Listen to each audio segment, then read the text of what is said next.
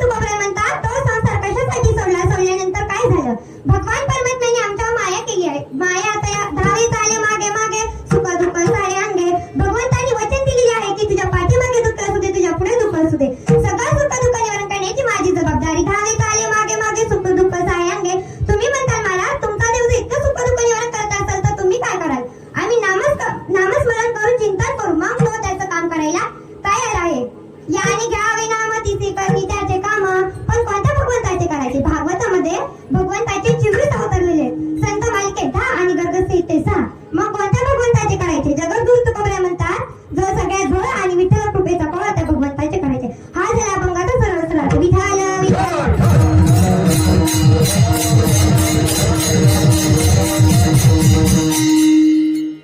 आज त्यांचं कीर्तन आहे. अशा कीर्तिताई हगारे त्या इथे जिल्हा परिषद शाळेमध्ये होत्या. त्यांना जे शिकवायला सर होते ते सर आलेले आहेत. त्यांची इच्छा आहे मला 2 मिनिटं बोलायचे आणि नंतर लांब जायचंय. तर सर तिचं कीर्तन ऐकायला आलेले आहे. 2 मिनिटं सरांनी त्यांचं मनोगत व्यक्त करायचं. चला आता ही कीर्तनामध्ये नाही करता येत, पण आता ही सगळ्या भावना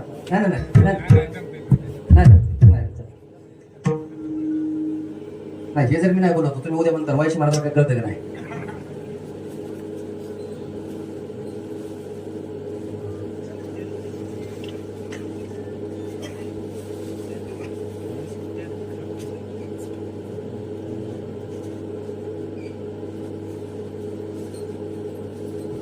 विठाला विठाला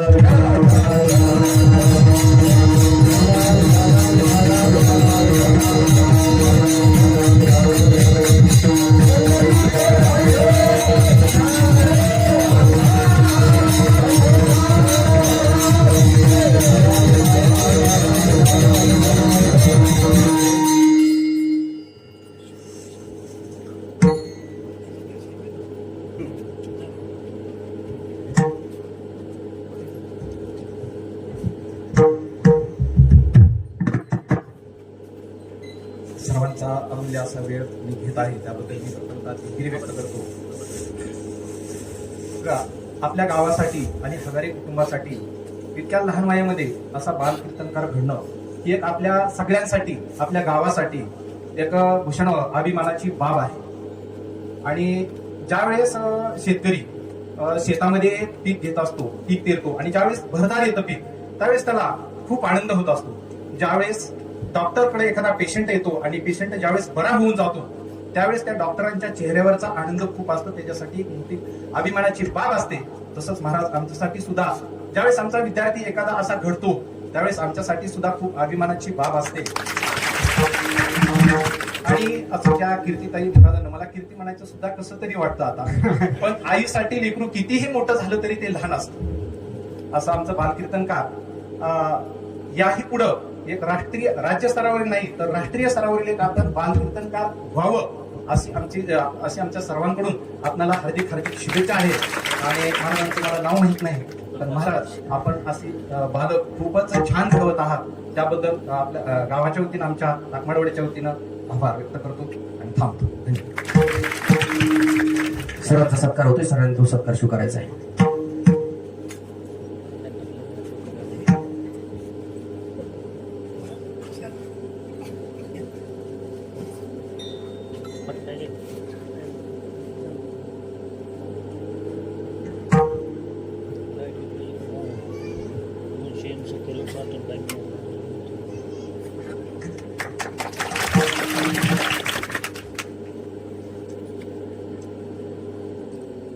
विठाला विठाला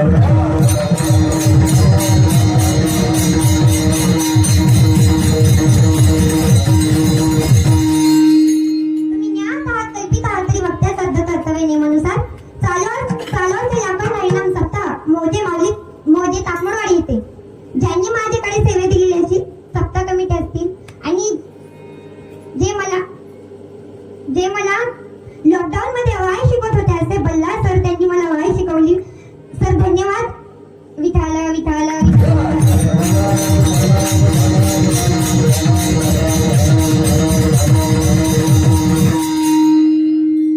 दादाताई यांच्या चरणावर, सगळ्यांच्या चरणावर नतमस्तक होते. मारुतीजी रायाच्या चरणावर नतमस्तक होते आणि सेवेला सुरुवात करते. विठाला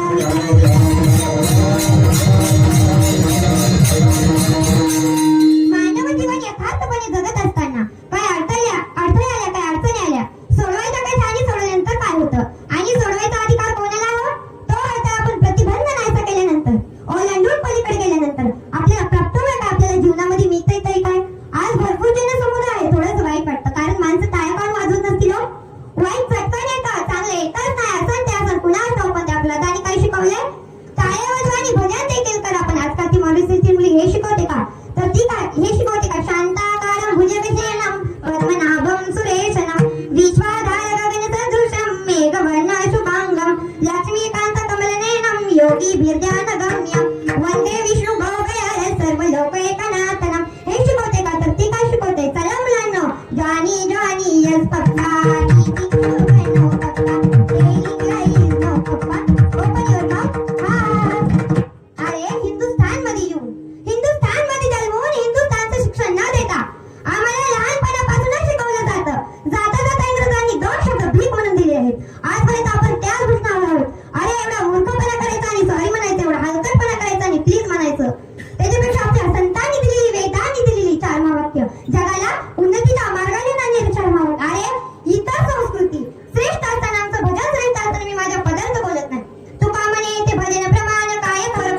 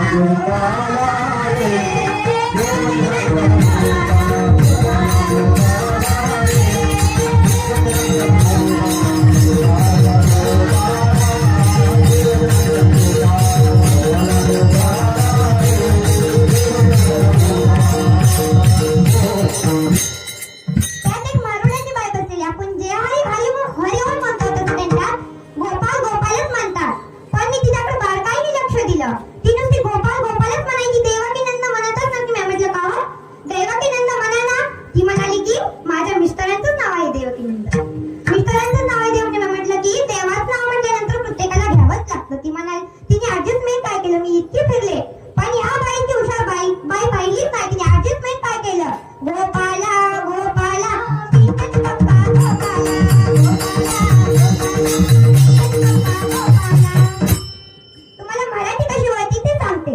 महाराज, मी आणि आमच्या ताई दोघी जणी इष्टीने प्रवास करत होतो. इष्टीने प्रवास करत असताना आम्ही बस स्टँडवर थांबलो. तिथून वेफरचे गाडी, चिप्सचे गाडी, समोस्याची गाडी जाऊ लागली. आमच्या शेजारच्या बागड्याच्या माणसाने, साईच्या बागड्याच्या माणसाने समोसा घेतला. समोसा घेतल्यानंतर तो समोसा खायचा. त्यांनी विचारलं, तुम्हाला? आम्ही म्हटलं, नको आम्हाला. ते समोसा खायचा, पण बटाट्याची भाजी खायचा, बाहेरचा भाग फेकून द्यायचा. आमच्या दोघींनाही प्रश्न पडला की समोसा ह्याला कदाचित माहित नसेल, समोसा असा खात नसतात. मी म्हटलं, आम्ही दोघींनी विचारलं, समोसा असा का खातात? तो म्हणाला की मला कावीळ झालती आणि मी डॉक्टरांकडे गेलो. डॉक्टरांनी सांगितलं की बाहेरचं काहीच खाऊ नको, आतलं खा. त्यामुळे मी समोसा खातो. ज्याला कळलं त्यालाच कळालं. एक आजी आजारी पडली. आजारी पडल्यानंतर तिला दवाखान्यात नेलं. दवाखान्यात नेल्यानंतर डॉक्टरांनी औषध गोळ्या दिल्या आणि डॉक्टरांनी सांगितलं, हलून पाजा. हलून पाजा म्हटल्यानंतर घरी घेतला. आता ह्या एवढ्या घुबड्यांना माहितच नव्हतं की आता मोठं काय करायचंय. ह्यांनी काय केलं, म्हातारीला जीव घातलं. औषध गोळ्या पाजल्या. दोघांनी 2 हाताला धरल्या, दोघांनी 2 पायाला धरलं. इतकी हलवली. बघता काय माझ्याकडे, म्हातारी मेली ना. महाराज, एक माणूस 20 वर्ष अमेरिकेला राहिला. अमेरिकेला राहिल्यानंतर गावात आल्यानंतर तो म्हणायचा, इतका अभ्यास झाला. 20 वर्ष अमेरिकेला राहिलो. विचारा मला प्रश्न. सगळी मूर्ती हा व्हायची. महिना झाला, 15 दिवस झाले. 15 दिवसानंतर 15 मुहूर्त आला. सगळ्या गावातल्या लोकांनी भाषण वगैरे केली. भाषण झाल्यानंतर त्यालाही डिमांड दिलं की तुम्ही भाषण करा. तेव्हा मोरा आला, माईक घेतला आणि माईक घेऊन म्हणाला, विचारा मला प्रश्न. परतही सगळी समोरची माणसं हँग पडली. आता काय प्रश्न विचारायचा होता, पण त्यातला एक म्हशीवाला व्यापारी उठला. मोरा आला, साईडला त्याला माईक हातात घेतला आणि प्रश्न विचारायला सुरू केले. गुडगुड गाल आणि ब्या. प्रश्न आता विचारल्यानंतर तो समोरचा हँग झाला. आता प्रश्नाचं उत्तर काय द्यायचं? हवनी म्हणायचा, माझी इज्जत काय काढू नको. तुला 1 लाख रुपये देतो, पण माझी इज्जत काय काढू नको. तो म्हणायचा की नको 1 लाख रुपये नको आणि 2 लाख रुपये पण नको. आता काय करायचं? तो म्हणायचा की अरे माझी इज्जत काढू नको, पण हा प्रश्न तर मी कुठंच ऐकला नाही. तो म्हणाला, प्रश्नाचं उत्तर बघायचंय का? बघायचं म्हटल्यानंतर सगळी त्याच्या मागं घरी गेली. सगळी गावातील सगळी घरी गेली. प्रश्नाचं उत्तर ऐकायचं होतं ना, म्हणून सगळी घरी गेली. असं वर पत्र होतं, खाली त्याच्यावर कवटाचं झाड होतं. खाली शेळी बांधलेली होती. कवळ त्याच्यावर पत्र पडतात. त्या पत्र्याच्या उतरण्याची खाली येतं गुडगुड आणि शिळीच्या पाठीत पडतं बाद. आणि शिळी कशी करते, ब्या. त्याचं उत्तर येतं गुडगुड बाद आणि ब्या. विठाला.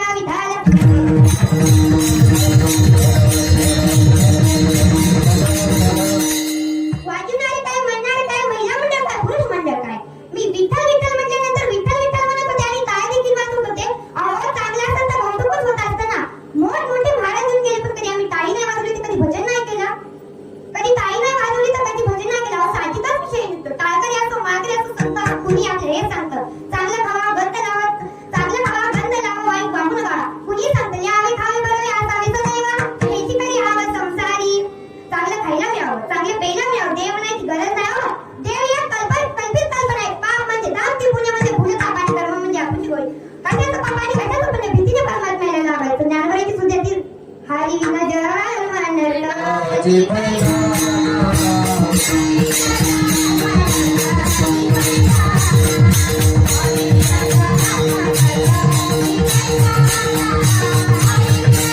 Thank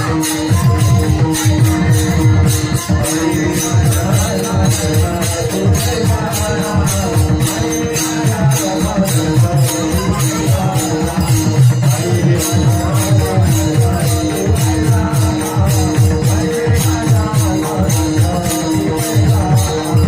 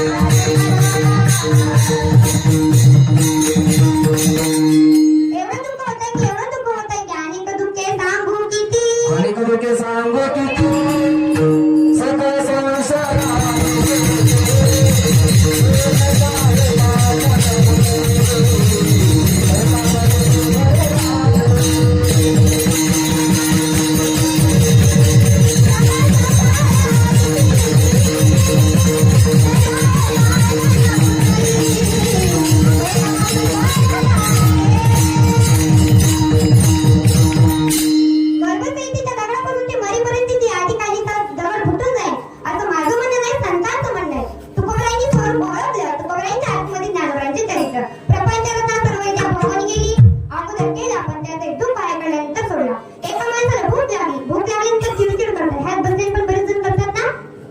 भूक लागल्यानंतर चिडचिड करायचं. त्याला विचारलं, हरिपाठ संपलाय का चालू? तो म्हणाला, मला नाही माहित. पाऊस पडला का नाही? तो म्हणाला, मला नाही माहित. त्यांनी विचारलं, हा सरळ का बोलत नाही? त्यांनी सांगितलं की याला भूक लागल्यानंतर तो सरळ बोलत नाही. मग त्याला म्हटलं, आपण पंक्तीला जेवायचं. पंक्तीला जेवाय दिलं. पंचपक्वान्नांचं समोर ताट मांडलं. आचमन केलं, तोंडात घाल खाल्ला. रामभाऊ जेवतात पण शेवटचं. तो म्हणाला, का सगळ्या पदार्थाला इंद्रियाची पण दिली, खाल्लं की मरते. आता मला सांगा, काही तो विचार रांजणीला नसतोय, त्याच्यामध्ये दोष ऐकल्यानंतर त्यांनी खाल्लं नाही. तो म्हणाला, 4 दिवस उपाशिरांपणे खाऊन मरणार नाही. मला सांगा, पहिल्या काळामध्ये उंदर पकडायची पद्धत काय होती? उंदर मारायची पद्धत काय होती? गोळ्या. पहिल्या काळात गोळ्या होत्या. बाजारात गेला की इकडे साईड बटाट्यावाला आणि इकडे साईडला गोळ्या होत्या. तो म्हणायचा 10 रुपये किलो, म्हणायचा खाल्लं की मरते. तो म्हणायचा 10 रुपये किलो, तो म्हणायचा असं त्यांचा लाडा चालू असायचा. ती गोळी असते ना, कणकीच्या पिठात किंवा शेंगदाण्याच्या लाडूमध्ये ठेवली जाते. ती उंदीर येतात, त्याला वाटायचं आपल्याला कुणी काय पंगतच दिली, तो व्हायचा आणि मरायचा. ती पद्धत बंद होती. मरली ती दुर्गंधी सुटायची.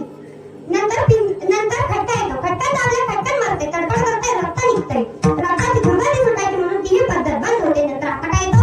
पिंजरा. त्याला समांतर मरणाची तार गुंडाळली. त्यातून निघता येत नाही, जाता येत नाही.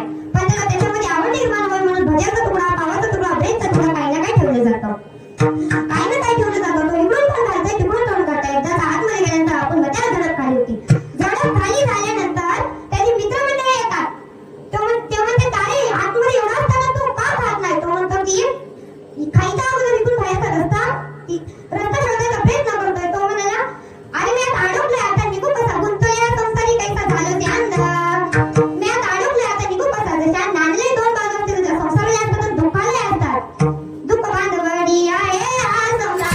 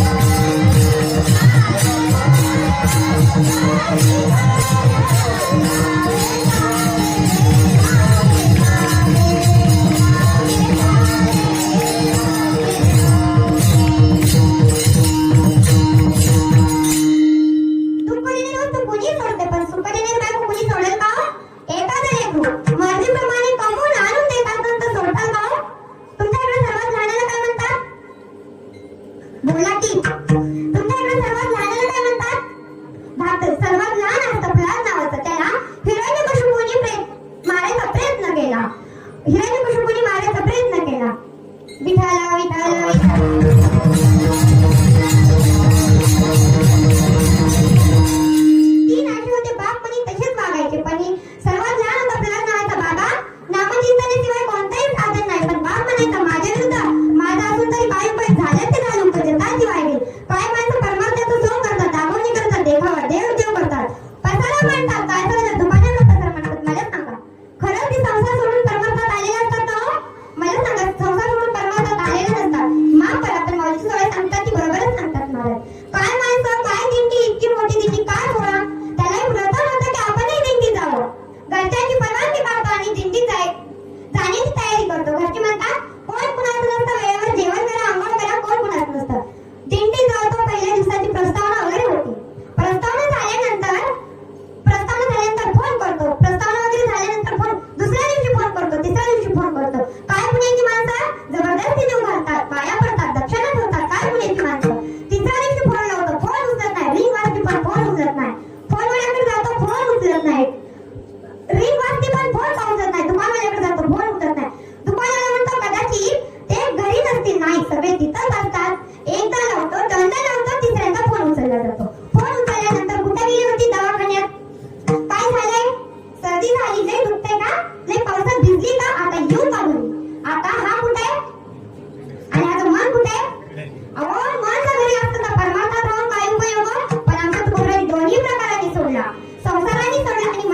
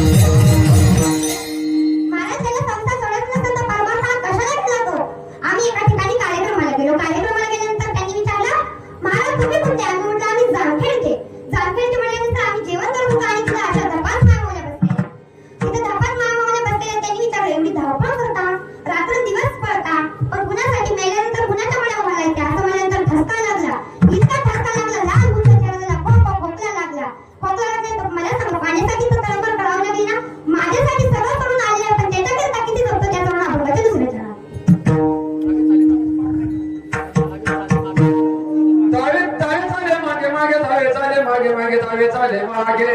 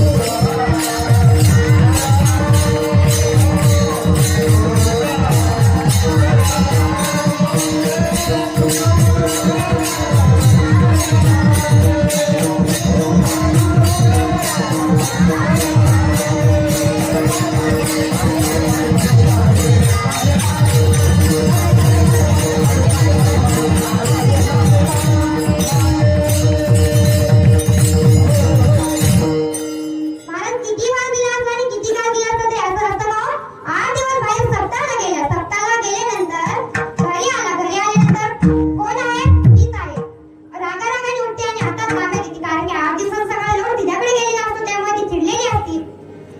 नंतर रागारागाने हातात तांबे टेकवते. थोडं पाणी सांडतो. मला ती म्हणते की 8 दिवस गावामध्ये लाईट नाही. हापसून हापसून माझे दंड दुखतायत. काही बोलत नाही बिचारा. गप्प बसतो. नंतर थोड्या वेळ बसला खाली. तांब्या खाली ठेवतो आणि ती म्हणते की 15 ऑगस्ट आलाय. मुलांना युनिफॉर्म आणायचे. सगळ्यांची चिठ्ठी आणि बाया माणसाने कुठे कुठे जावं असं म्हणल्यानंतर काही बोलत नाही महाराज. आता बादली घेतो. बस घेतो. हसते. ती म्हणते थांबा थांबा. म्हणतात सप्ताहून आला नाही तर फक्त पाण्याला लावला. आता मला सांगा कोणाचं कोणावर प्रेम आहे कळतंय का? पण तोपर्यंत असं नव्हतं. आज आमच्या गावात चाललो. आज आमच्या गावात चाललो. जिकडे जाईल तिकडे जायचे. जिकडे जाईल तिकडे जायचे. जिथे बसले तिथे आंघोळ करायचे आणि काकडा देखील घ्यायचे. तुकोबऱ्यांचं असं नव्हतं. तुकोबऱ्या आवडी इतका तुकोबऱ्याचा राग राग करायचे. पण तुकोबऱ्याला जीव घातल्याशिवाय कधी जेवत नव्हती महाराज ती. जीव घातल्याशिवाय जेवत नव्हती. जीव घातली वैशाखाचा महिना रग ऊन पडलेलं. लाल मुंगा चेहरा झाल्या. डोक्यात टोपली घेतलेली. कपड्यात बळशी घेतलेली. तर चालत होती. चालत असताना पायात काटा मोडला. पायात काटा मोडल्यानंतर पण तिकडे जगाच्या बापाला काळजी पडली. आता तुकोबऱ्या उपास राहतील. पण जगाच्या बापाने पितांबर घातला. विठाला विठाला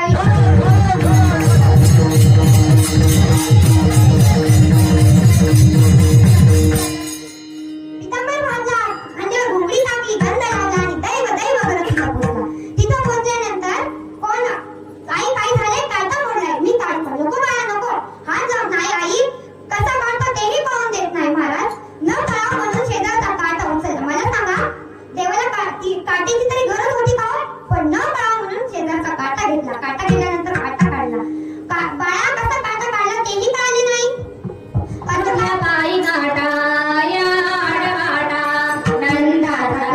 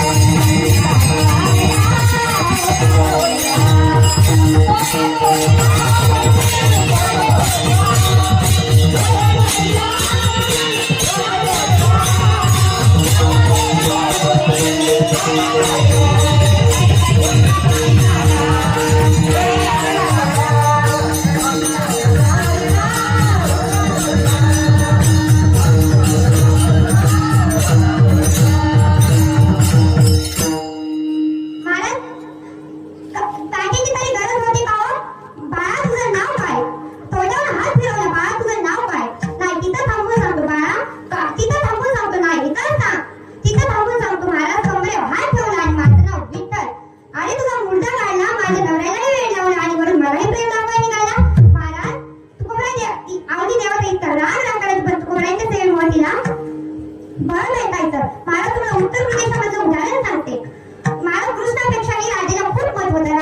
की त्या महाराणी कृष्णापेक्षाही राधेला खूप खूप होता. मला तुम्हाला एक गंमत सांगते. भगवान आता मला सांगा, वृंदावनाची गोष्ट वेगळी, मथुरेची गोष्ट वेगळी. मला सांगा आता इथं जर भगवंताने राधेच्या खांद्यावर हात ठेवला हे चालेल का? नाही. तर भगवंताच्या बायकांनी त्याग केला की राधेचा काटा काढायचा. आता कसा काटा काढायचा? राधेला आमंत्रण दिलं आणि इतकं दूर गरम केलं की तुकोबारायांनी विनाशाची कल्पना दाखवली. त्याच्यावर मेणबत्ती धरली तर मेण ज्योती पेटली. इतकं दूर गरम केलं. दूर गरम केल्यानंतर राधा आली. या राधा बसली राधा आणि राधेला टायवलही धरलं. राजा दूध पाजू लागला. राधा गड दूध पेटते. दूध पेल्यानंतर तोंड पुसल्यानंतर त्यांना वाटलं आता कातडी बाहेर पडतील, पण नाही, दूध पूर्ण पेली. तोंड पुसलं. राधा दूध कसं होतं? थोडं निवालेलं होतं. ह्यामध्ये बायक आणि ती बॉयलर आहे. महाराज ती गेली. पण तिकडं प्रभू रामचंद्राचा उद्धवाच्या खांद्यावर हात ठेवून राजाच्या सिंहासनावर विराजमान होत होते. भगवंताचं पितांबर ओला झालेला, बटाट्यामध्ये घोड आलेले पाहायला, बटाट्यामध्ये घोड आलेले पाहायला आणि पायाला तिकडं कृष्णाच्या बायका आल्या. काय झालं कन्हैयाला? काय झालं कृष्णाला? कुणाला आठवलं? भगवंत प्रभू रामचंद्र म्हणाले, सगळ्यांना आठवलं होत्या पण तुम्हाला नव्हत्या. असं म्हणल्यानंतर आम्ही काय केलं आहोत? तुमच्या पायाची चूक आहे म्हणून आम्ही तुमच्या दासी बनलो आहोत ना. आम्ही काय केलं? तुम्हीच हा पाहिलं दूध पिळवलं. आम्ही कसं पळवलं? तुम्ही थोड्या वेळापूर्वी राधेला बोलवलं होतं. हो, बोलवलं होतं आम्ही राधेला. थोड्या वेळापूर्वी राधेला बोलवलं होतं आणि राधेला बोलवल्यानंतर तुम्ही तिला इतकं दूध गरम काढलं, तिच्या आतडे बाहेर पडतील इतकं दूध गरम काढलं आणि ती राधेने काम क्रोध विकार सोडले तिच्या हृदयात. कुठेही न पाहता माझ्या चरणावर त्याला स्थान मिळत. ते सुख दुःख मीच सहन केलं. लोक म्हणतील इतकं सुख दुःख सहन कर. लोक म्हणतील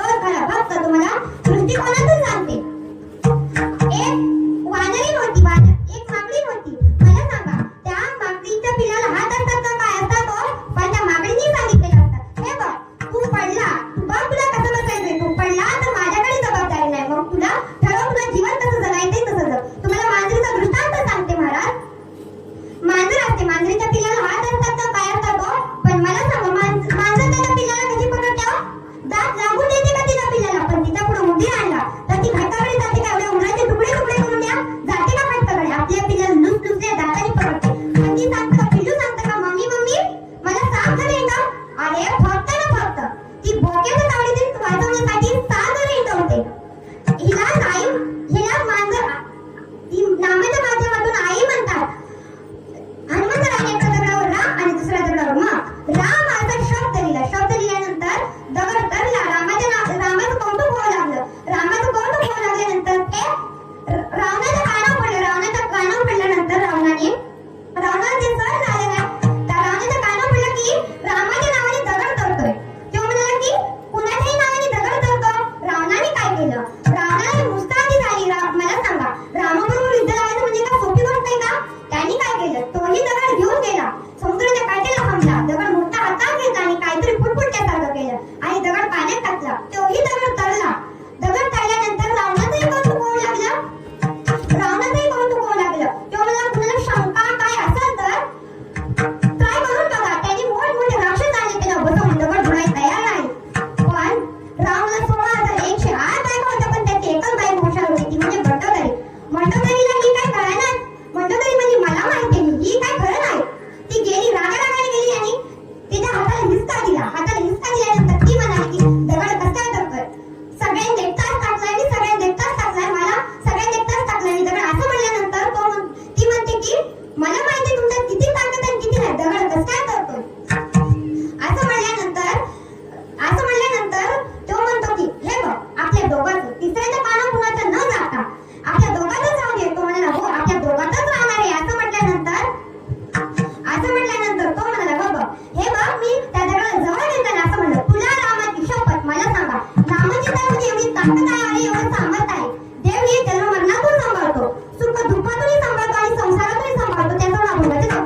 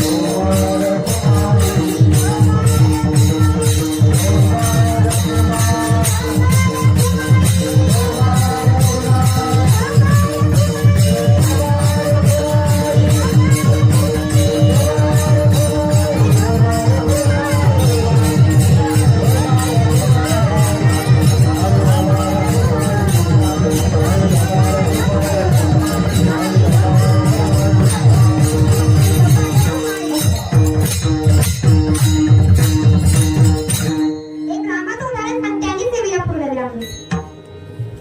रामाला 14 वर्ष वनवास झाल्यानंतर अयोध्येतील सगळी लोकं प्रभू रामचंद्राला नदी समुद्राच्या काठावर जोडायला आली. आता प्रभू रामचंद्राला नदी पार करायची होती, पण कशी करायची होती? ती नदीच्या पलीकडे नावडी थांबलेला. त्याला आवाज दिला, नावड्या इकडे या. इकडे आल्यानंतर त्याला विचारलं की त्या काठावरून त्या काठापर्यंत रामाला सोडशील का? तो म्हणाला की थांबा, माझ्या आईला विचारून येतो. मातृभक्त असल्यामुळे तो म्हणाला माझ्या आईला विचारून येतो. घरी गेला, आईला विचारलं. आई म्हणाली, अरे तू कुणालाही तिथंही ह्या काठावर त्या काठावर ह्या काठावर तिथंही सोडव, पण रामाला काय नावेत बसून देऊ नको. असं म्हणल्यानंतर तो तिथं जातो. तिथं झाल्यानंतर माझी आई नको म्हणती. का नको म्हणती? लक्ष्मणा शिरोमोठी असल्यामुळे लक्ष्मणा राग आला. लक्ष्मणाने भात्याचा बाण म्हणला, लक्ष्मणा. रामाने लक्ष्मणाला शांत केले. लक्ष्मण शांत झाले. अरे तुझी आई नको का म्हणती? माझ्या आई तुझ्या आईला घेऊन ये. त्याच्या आईला आणा गेला. त्याची आई आली. आई आल्यानंतर आई का गं नावे बसून देत नाही? अरे रामा, मला सगळं रामायण माहित आहे. तुझ्या पायाने जर बाया म्हणत असतील तर माझ्या मुलाची तर नाव लाकडेची. त्याला एक पोचवता नाकी नाव आले. दुसरी कुठून कोणती? हे बघ रामा, त्याला ह्याची टोपी त्याच्या डोक्यात, त्याची टोपी ह्याच्या डोक्यात, सगळ्यांच्या डोक्यात एकाच्या डोक्यात. हे काय करता येत नाही. पण थोड्या वेळ झाला, आई मला उपाय पाय, मला तुझे पाय धुवून दे. रामाला आई नाही काय उपाय तर घे धुवून पाय. आपल्या मुलाला काटवत सांगतो. मला सांगा पहिले काय काटवटी कसल्या होता? लाकडाच्या काटवटी. आता कसली आल्या? पराती धाप भाकरी पराती वाजतात आणि तशी भाकरी करणारी वाजायला लागली. पण ती लाकडाची काटवट का सांगितली? कारण की रामाचे पाय धुतल्यामुळं त्याच्यामध्ये तीन पाणी मुळे ते तीर्थ आपल्याला बऱ्याच दिवस सेवन करता येईल म्हणून ती काटवट सांगितली. त्याचा मुलाबाळाला सगळ्यांना घेऊन आला, काटवट घेऊन आला. रामाचे पाय धुतले आईनी आणि पत्राने पाय पुसले. सगळी नावेत बसले. नावेत बसल्यानंतर नाव नदीच्या मधोमध गेली. अरे रामा, मला सगळं रामायण माहित आहे. आई तुला म्हणायचं तरी काय? मला सगळं रामायण माहित आहे. अरे रामा, मला सांग, तू काही जंगलात फिरलाच नाही का? तिथे काही दगडच नव्हते का रे? तिथं ती आईला होती. तिला ऋषीमुनी शाप दिलता, तू शेवट पडशील. पण शाप मागितलेला. जेव्हा रामचंद्राचा पाय लागेल तेव्हा तू मुक्त होशील असा शाप दिलता. मग आई तू त्या काठीला तो मुद्दा का काढून ठेवला? मला उत्तर एकदम हृदयात करून ठेवण्यासारखं आहे. नीट उत्तर आहे का? अरे रामा, आमच्यासारख्या दीन दुबळ्या गरीब माणसांना पायरूची परत कधीच संधी भेटली नसते. त्यामुळं हा मुद्दा त्या काठीवर ताणून ठेवला. विठाला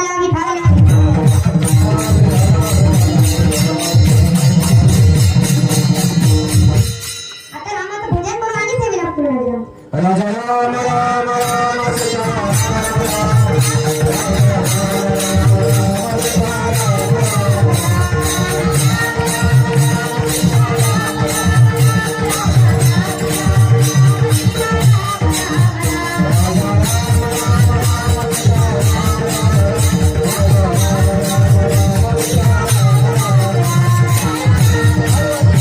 Thank you. कीर्तन